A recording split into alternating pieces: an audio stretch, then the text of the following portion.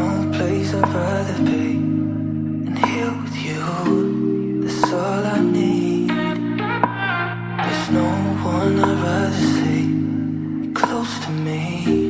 That's all I need. If I could stay, then I will stay here forever.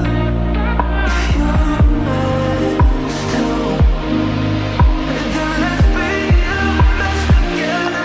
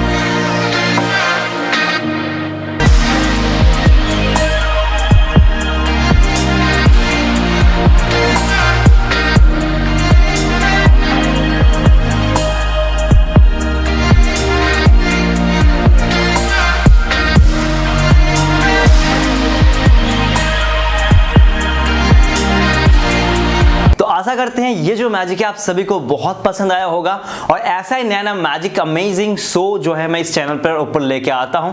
So guys, अगर आपने अभी तक मुझे follow नहीं किया है तो अभी के अभी चैनल को सब्सक्राइब करके नोटिफिकेशन को ऑल जरूर कर लेना, क्योंकि मैं यहाँ पर आप लोगों के लिए बेस्ट और बेस्ट मैजिक शो ले आने की कोशिश करता हूँ।